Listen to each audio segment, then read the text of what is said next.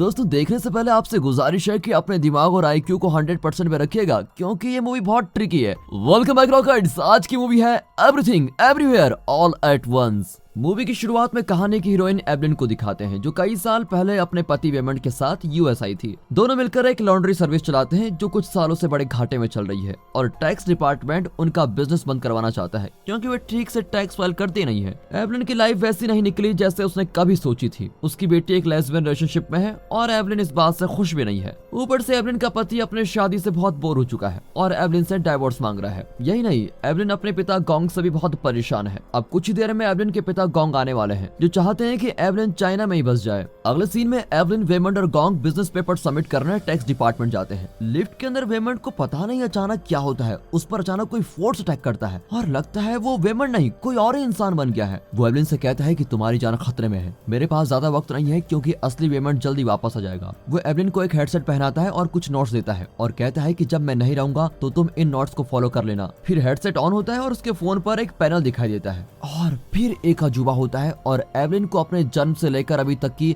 सारी बातें याद आने लग जाती हैं, जैसे कि उसका बचपन, वो चाइना छोड़कर कैसे आई, उसकी बेटी का जन्म और वे कैसे अलग हुए। अचानक वेमंड नॉर्मल हो जाता है और एवलिन एकदम कंफ्यूज होती है कि ये हुआ क्या मेरे साथ। फिर वे टैक्स ऑफिसर डेरिन से मिलते हैं और अपना इनकम और एक्सपेंडिचर फाइल दिखाते हैं। वो कहती है कि बिजनेस के नाम पर तुमने बहुत बड़ी फिजूल खर्ची की है। उनका बिजनेस बंद होने वाला है, लेकिन एवलिन लिफ्ट में हुई घटना के बारे में सोचती रहती है कि वहाँ पर हुआ क्या था और अचानक वेमंड का बिहेवियर क्यों बदला। फिर वो उन नोट्स को निकालती है जो वेमंड ने लिफ्ट में दिए थे। उसमें लिखा होता है कि अपने शूज गलत पैर में पहनो, फिर अपनी आंखें बंद करो और कल्पना करो कि तुम हाउसकीपर की अलमारी में हो। जब वो कल्पना करती है तो उसकी रियलिटी एकदम से बदल जाती है। अब उसका दूसरा वर्जन बन जाता है और वो हाउसकीपर की अलमारी में होती है। वहाँ पर दूसरा वेमंड होता है, मतलब एक ही समय में वो दो जगहों पर होती है। वो वाला वेमंड एक्सप्लेन करता है कि ये दुनिया कई यूनिवर्सेस का एक ग्रुप है जिसे मल्टीवर्स कहते हैं। कई बिलियन यूनिवर्सेस में कई बिलियन पृथ्वियां हैं जो इस पृथ्वी के आसपास हैं। यहाँ के हर इंसान के अलग अलग वर्जन्स उन बिलियन पृथ्वियों में जीवित हैं। एक वर्जन डॉक्टर है तो एक पायलट और बाकी कुछ और। कुछ वर्जन जानवर या पत्थर भी हो सकते हैं।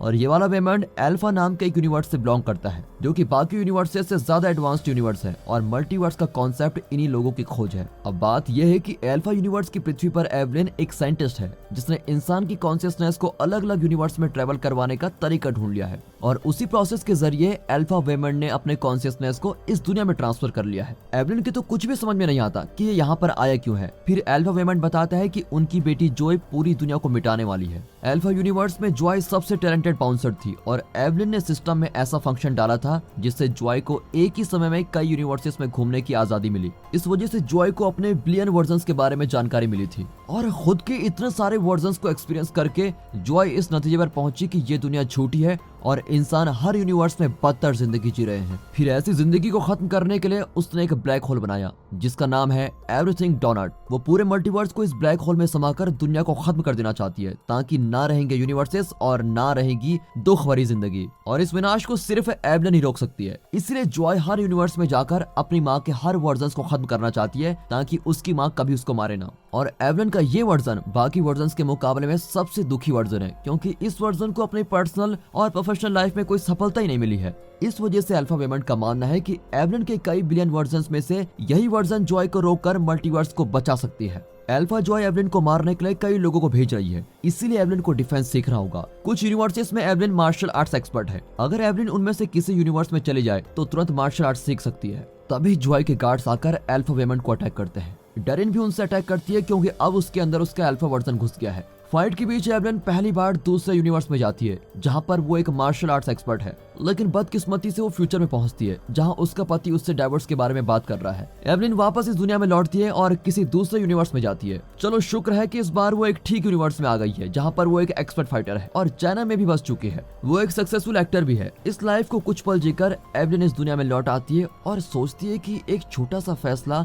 लाइफ में कितना बड़ा बदलाव ला सकता है। तभी डेरिन उस पर अटैक करती है, लेकिन इस बार तो एवलिन उसे उसकी नानी याद दिला देती है क्योंकि वो कुछ ही सेकंड्स में अपने दूसरे वर्जन से मार्शल आर्ट सीख कर आ गई है। लड़ाई के बाद एवलिन खाना खाती है और तभी उसे अपने एक्ट्रेस वर्जन्स के विजन दिखते हैं। फिर अल्फा वेमंड उससे मिलने आता है। एवलिन के साथ न होने की वजह से वो एक सक्सेसफुल बिजनेसमैन बन गया है वो कई साल बाद मिल रहे होते हैं, लेकिन उनके बीच का लगाव अभी भी कम नहीं हुआ है। फिर अल्फा वेमंड एवलिन को उसके सपने से जगाता है और कहता है कि जॉय के आने से पहले हमें यहाँ से भागना होगा। लेकिन वे नहीं जानते कि जॉय एवलिन की बेटी के अंदर घुस चुकी है और अब वो बिल्डिंग के अंदर है। और फिर कुछ ही देर बाद अल्फा वेमंड का कनेक्शन टूट जाता है और वो अपनी दुनिया में वापस लौटता है। एवलिन अब अकेली होती है। कुछ ही देर में एवलिन की मुलाकात जॉय से होती है और जॉय में हर यूनिवर्स की किसी भी चीज को बदलने की शक्ति है। वो एक पुलिस ऑफिसर को कागज के टुकड़ों में बदल देती है और दूसरे को भी कुछ इस तरीके से मार देती है। पूरी पुलिस फोर्स को हराकर वो एवलिन को मारने आती है, लेकिन एवलिन दूसरे यूनिवर्स में चले जाती है जहां लोगों के हाथ में उंगलियों की जगह हॉट डॉग्स होते हैं। इस यूनिवर्स में वो डैरेन की फ्रेंड होती है जो उसकी उंगलियां काटने लगती है। एवलिन बहुत डर जाती है, लेकिन तभी अल्फा गॉन्ग आकर उसको बचा लेता है। कुछ ही देर में सारे अल्फाज गायब हो जाते हैं और एवलिन और वेमंड कंफ्यूज होते हैं कि क्या हो रहा है यार। फिर एवलिन एक्सप्लेन करने की कोशिश करती है, लेकिन कोई उसकी कहानी पर विश्वास ही नहीं करता। इसी बीच जॉय कई लोगों को अपने वश में कर चुकी होती है और उनके जरिए एवलिन की फैमिली को अटैक करती है। पर एवलिन भी एक एक करके अपने हर वर्जन में घुसकर उसे एक्सपीरियंस करती है।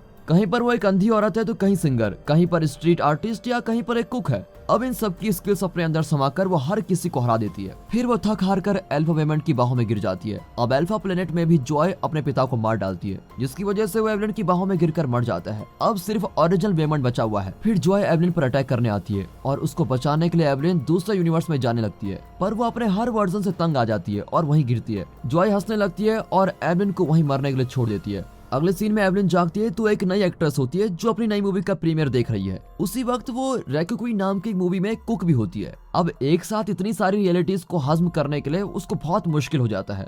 अचानक सब कुछ बंद हो जाता है और वो टैक्स ऑफिसर की मीटिंग के बाद अपने ऑफिस में होती है। वो चाइनीज न्यू ईयर की तैयारी कर रहे होते हैं। वो भागकर जॉय के पास जाती है और पूछती है, तुम ठीक तो हो ना? पर वो रियलाइज करती है कि ये अल्फा जॉय है जो विनाश करना चाहती है। दोनों एक दूसरे को अलग अलग रियलिटीज में देखती है। एक वर्जन में तो दोनों कठपुतलियां भी होती है। इस तरह कई वर्जन से गुजरने के बाद एवलिन भी जॉय की तरह बुरी बनने लगती है और उसे लगता है कि ये दुनिया झूठी है और इंसान बदतर जिंदगी जीते हैं। अब वो भी जॉय के साथ मिलकर दुनिया को मिटाने का फैसला करती है। अगले सीन में किसी दूसरे यूनिवर्स में माँ और बेटी एक पहाड़ और पत्थर बनी होती है। दोनों टेलीपैथी से कम्युनिकेट करती हैं कि पत्थर की जिंदगी भी कितनी दुख भरी जिंदगी है और इस तरह दुनिया को मिटाने के लिए दोनों खुद को मिटाने का फैसला करती हैं और एवरीथिंग डोनट ब्लैक होल के आगे खड़ी हो जाती है। लेकिन तब एवलिन खुद पर फोकस करती है जो अपने लॉन्ड्री शॉप में है और डैरेन भी वहाँ पर टैक्स फ्रॉड के लिए उसको अरेस्ट करवाने आई होती है और पुलिस को बताती है कि एवलिन ने टैक्स ऑफिस को भी तहस नहस कर दिया था। और फिर एवलिन को हथकड़ियां लगाई जाती है। वेमंड डैरेन को कन्विंस करता है कि हम एक हफ्ते के अंदर टैक्स ऑडिट करवा लेंगे, प्लीज एवलिन को छोड़ दीजिए। और फिर डैरेन मान जाती है। अब वेमंड एवलिन को दिलासा देता है कि हम सब कुछ ठीक कर लेंगे, तुम फिक्र मत करो। तब एवलिन रियलाइज करती है कि दुनिया में सब कुछ झूठ नहीं होता, कुछ बातें ऐसी होती हैं जो सच्चे दिल से कही जाती हैं और यही छोटी छोटी बातें जिंदगी को जीने लायक बनाती है।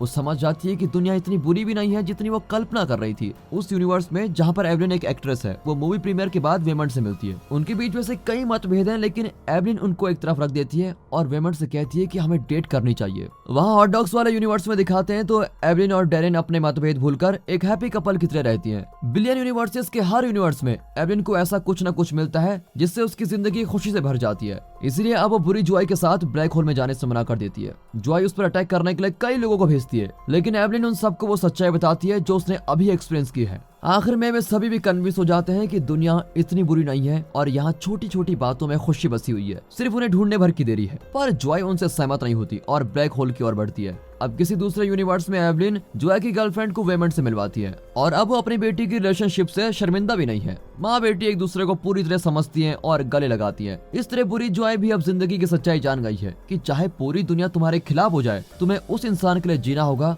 जिसे तुम्हारी जरूरत है। एवलिन, वेमंड और गॉन्ग मिलकर बुरी जॉय को ब्लैक होल से बाहर खींचकर नॉर्मल दुनिया में लेके आते हैं। फिर दिखाते हैं तो एक हफ्ते बाद पूरी फैमिली लॉन्ड्री की ऑडिट पेपर्स लेकर टैक्स ऑफिस पहुंचती है। अब जॉय की गर्लफ्रेंड को अपनी फैमिली का हिस्सा मान चुके हैं, जिससे जॉय बहुत खुश होती है। एवलिन और वेमंड डाइवोर्स करने वाले थे, लेकिन इन घटनाओं ने उनकी रिलेशनशिप को और स्ट्रांग बना दिया। अब एवलिन वेमंड की बातें बड़ी ध्यान से सुनती है और वेमंड एवलिन को उतना ही प्यार और रिस्पेक्ट देता है जितना कई साल पहले देता था। डैरेन फाइनल ऑडिट पेपर्स को देखकर उन्हें अप्रूव कर देती है। तब पता चलता है कि वे कई साल से ठीक तरह से टैक्स फाइल नहीं कर रहे थे और इसकी सिर्फ एक ही वजह थी, वे टैक्स के कॉम्प्लिकेटेड डॉक्यूमेंट्स और फॉर्म को समझ नहीं पाते थे। और अब एवलिन अपनी प्रेजेंट जिंदगी में बहुत खुश है, क्योंकि उसकी लाइफ बिल्कुल वैसी निकली जैसे उसने कभी कल्पना की थी। हालांकि वो बिलियन यूनिवर्सेस के कई वर्जन में किसी भी एक वर्जन को चुन सकती है, लेकिन वो इसी लाइफ में खुश है। और दोस्तों, दोस्तों इसी के साथ ये मूवी यहाँ पर खत्म होती है। दोस्तों हो सकता है कि आपको ये मूवी समझने के लिए थोड़ा और समझना पड़े, इसीलिए आप इसको दोबारा देख सकते हो। दोस्तों रुको, जाने से पहले मैं आपको एक ऐसी मूवी सजेस्ट करना चाहता हूँ जिसमें